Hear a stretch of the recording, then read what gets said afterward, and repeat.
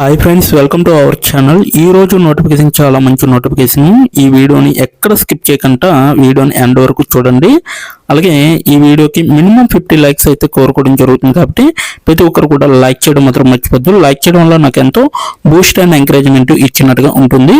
So ప్రతి ఒక్కరు కూడా అప్లై చేయడానికి ట్రై చేయండి. అలాగే వెళ్తూ మన ఛానల్ని సబ్స్క్రైబ్ చేసుకోవడం మాత్రం మర్చిపోవద్దు.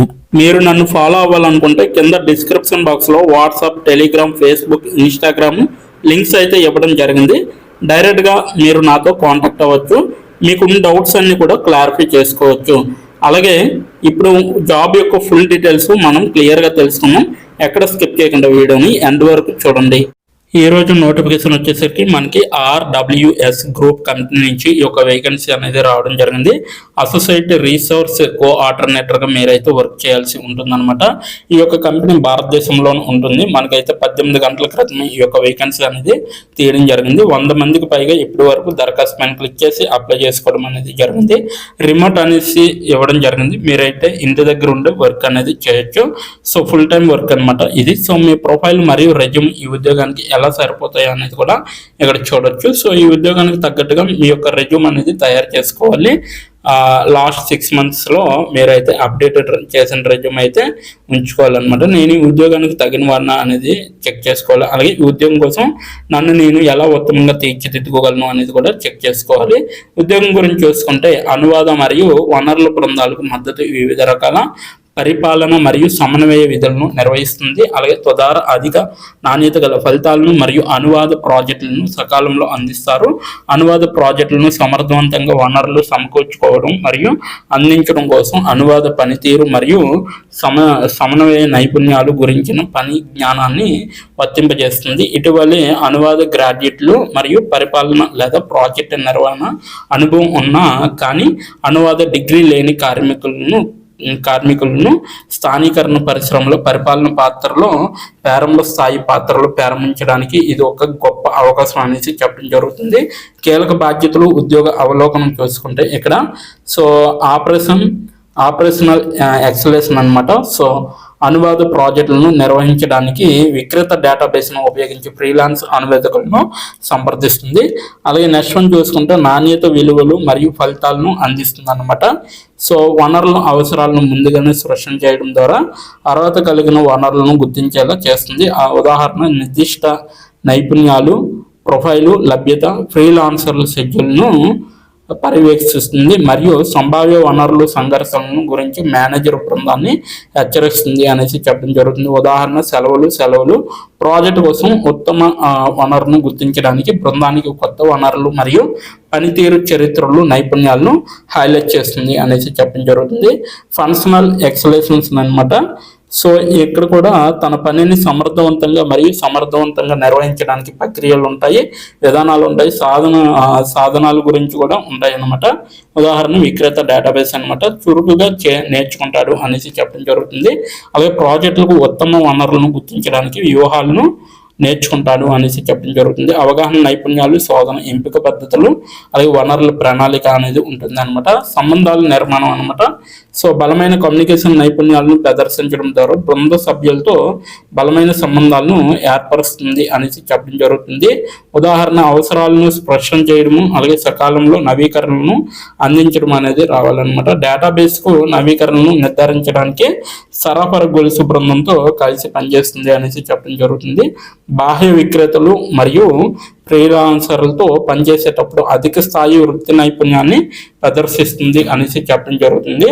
నైపుణ్యాలు మరియు అనుభవం వచ్చేసరికి ఇక్కడ ఆంగ్లంలో పూర్తి వృత్తి నైపుణ్యం అనేది తప్పనిసరి అనమాట. సో అనువాదం భాషలు పరిపాలనలో డిగ్రీ మరియు ప్రాజెక్ట్ నిర్వహణలో లేదా పరిపాలన సమయంలో ఇలాంటి అనుభవం అనేది అవసరం అన్నమాట. అలాగే బలమైన సంస్థాగత నైపుణ్యాలు మరియు వివరాలకు శ్రద్ధ వహించడం అనేది మీకు తెలియాలి. అలాగే గడువులను తీర్చడానికి ఒత్తిడిలో పనిచేసే సామర్థ్యం అనేది కూడా మీకు ఉండాలి అన్నమాట.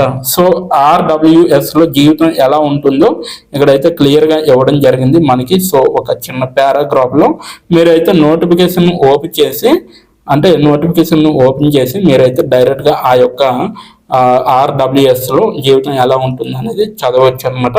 సో ఈ యొక్క నోటిఫికేషన్ లింక్ నేను కింద నా డిస్క్రిప్షన్ బాక్స్లో మీకైతే ప్రొవైడ్ చేయడం జరిగింది. అక్కడికి వెళ్ళి మీరు డైరెక్ట్గా అప్లై చేసుకోవచ్చు. ఇప్పుడు ఎలా అప్లై చేయాలో మనం క్లియర్గా తెలుసుకుందాం. ఇప్పుడు ఎలా అప్లై చేయాలో మనం తెలుసుకున్నాం. డిస్క్రిప్షన్ బాక్స్లో ఇచ్చిన లింక్ మీరు ఓపెన్ చేయగానే మీకు ఈ విధంగా నోటిఫికేషన్ అనేది ఓపెన్ అవుతుంది. ఇక్కడ మీరు ఈజీ అప్లై పైన క్లిక్ చేస్తే మనకి నెక్స్ట్ పేజీ అనేది ఓపెన్ అవుతుంది. ఇక్కడ నెక్స్ట్ పేజీలో అప్లై టు అని ఉంది కదా, అక్కడ దాని పక్కన కంపెనీ నేమ్ అనేది రావడం జరుగుతుంది. ఏ కంపెనీకి అయితే అప్లై చేస్తున్నారో ఆ యొక్క కంపెనీ నేమ్ అనేది రావడం జరుగుతుంది. దాని తర్వాత మీరు మీ యొక్క ఈమెయిల్ ఐడితో లింక్డ్ఇన్లో లాగిన్ అయ్యి ఉండాలి. అలా అయి ఉంటే మీకు ఈమెయిల్ ఐడి కూడా కనబడుతుంది. ఫోన్ కంట్రీ కోడ్ అనేది కూడా కనబడుతుంది. అక్కడ మీ యొక్క ఫోన్ కంట్రీ కోడ్ని మీరు ఎంటర్ చేయాలి. మనది ఇండియా కాబట్టి +91 అని ఉంటుంది. మొబైల్ ఫోన్ నెంబర్ ఉంది కదా, అక్కడ కూడా మీ యొక్క పర్మనెంట్ మొబైల్ నెంబర్ అనేది ఇవ్వాలి. తర్వాత మీరు నెక్స్ట్ అనే ఆప్షన్ పైన క్లిక్ చేయాలి. నెక్స్ట్ పేజీకి తీసుకువెళ్తుంది. ఇక్కడ మీరు మీ యొక్క రెజ్యూమ్ అనేది అప్లోడ్ చేయాలి. డాక్యుమెంట్లో కానీ పీడిఎఫ్లో కానీ రెజ్యూమ్ని అప్లోడ్ చేయాలి. మినిమం రెజ్యూమ్ అనేది 2 MBలో ఉండాలి. అప్లోడ్ చేశాక నెక్స్ట్ అనే ఆప్షన్ పైన క్లిక్ చేయాలి. మనల్ని జాబ్కి కావలసిన కొన్ని క్వశ్చన్స్ అడగడం జరుగుతుంది. అవి ఏంటంటే ఇప్పుడు చూడండి, మీరు how many years of work experience అని అడుగుతుంది. ఎక్స్పీరియన్స్ లేకపోతే నో ఎక్స్పీరియన్స్ అనేది మీరు మెన్షన్ చేయాలి. ఎస్ ఆర్ నో అనేది.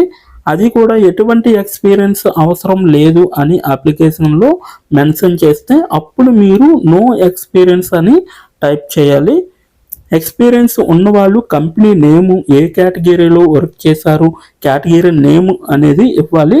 కంపెనీలో ఎప్పుడైతే జాయిన్ అయ్యారో స్టార్ట్ డేట్ అనేది ఇవ్వాలి. మీరు ఎప్పుడు మానివేశారో అంటే ఆ కంపెనీ నుంచి మీరు ఎప్పుడు లీవ్ అయ్యారో ఎండ్ డేట్ కూడా మీరు ఇవ్వాలి. CTC total package of year అంటే మీకు పర్ ఇయర్కి ఎంత ప్యాకేజ్ వచ్చింది అనేది కూడా మీరు మెన్షన్ చేయాలి. ఎక్స్పీరియన్స్ లేని వాళ్ళు company name, starting date, end date, CTC ఇవేమీ ఇవ్వక్కర్లేదన్నమాట. నెక్స్ట్ వన్ చూసుకుంటే what is your level of proficiency in English అంటే మీకు ఇంగ్లీష్లో ఎంత ప్రావీణ్యం ఉందో వీళ్ళైతే అడగడం జరుగుతుంది.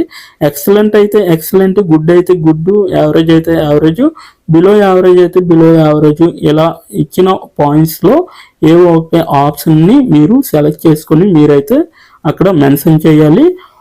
నెక్స్ట్ పాయింట్ చూసుకుంటే హౌ మచ్ శాలరీ ఎక్స్పెక్టేషన్స్, ఈ కంపెనీ నుంచి మీకు ఎంత శాలరీ కావాలనేది అడగడం జరుగుతుంది. అది కూడా మీరు మెన్షన్ చేయొచ్చు. నెక్స్ట్ పాయింట్ చూసుకుంటే how did you see this job అంటే మీరు ఈ జాబ్ని ఎక్కడి నుంచి చూసారో అని అడగడం జరిగింది. సో మీరు యూట్యూబ్ అయితే యూట్యూబ్, ఫేస్బుక్ అయితే ఫేస్బుక్, ఇన్స్టాగ్రామ్ అయితే ఇన్స్టాగ్రామ్, లింక్డ్ఇన్ అయితే లింక్డ్ఇన్, నౌకరీ అయితే నౌకరీ. సో ఈ 4 అంటే ఈ 5 రకాలలో మీరు ఎక్కడి నుంచి అయితే ఈ యొక్క జాబ్ పోస్టింగ్ని చూసారో సో అది మీరు మెన్షన్ చేయాలి. నెక్స్ట్ వన్ వచ్చేసరికి మీకు బ్రీఫ్ యువర్ సెల్ఫ్ ఇంట్రడక్షన్ అని ఉంటుంది. అక్కడ మీరు ఒక 5 or 10 లైన్స్ మీకోసం మీరు రాస్తే సరిపోతుందన్నమాట. ఫైనల్గా మీరు సబ్మిట్ యువర్ అప్లికేషన్ ఆప్షన్ పైన క్లిక్ చేస్తే మీ అప్లికేషన్ అనేది కంపెనీ వాళ్ళకి చేరుతుంది. మీ రెజ్యూమ్ని చూసి అలాగే మీ స్కిల్స్ని చూసి మీ డీటెయిల్స్ అన్నీ చూసి డైరెక్ట్గా మిమ్మల్ని కాంటాక్ట్ అవ్వడం అనేది జరుగుతుంది. లేదా మీరిచ్చిన ఈమెయిల్కి ఇంటర్వ్యూ మెయిల్ పంపడం జరుగుతుంది అన్నమాట. అలాగే మీరు ఎప్పటికప్పుడు మీ యొక్క ఈమెయిల్ని చెక్ చేసుకోవాలి. సో ఇదన్నమాట మొత్తం అప్లై చేయవలసిన ప్రాసెస్. నోటిఫికేషన్ పూర్తి డీటెయిల్స్ చూస్తారు కదా, ఇంకెందుకు ఆలస్యం, వెంటనే అప్లై చేసుకోండి. ప్రతి ఒక్కరు కూడా ఈ నోటిఫికేషన్కి అప్లై చేసుకుంటారని కోరుకుంటున్నాను. ఇప్పటి వరకు ఈ వీడియోని చూసిన ప్రతి ఒక్కరికి చాలా థ్యాంక్స్ ఫర్ వాచింగ్.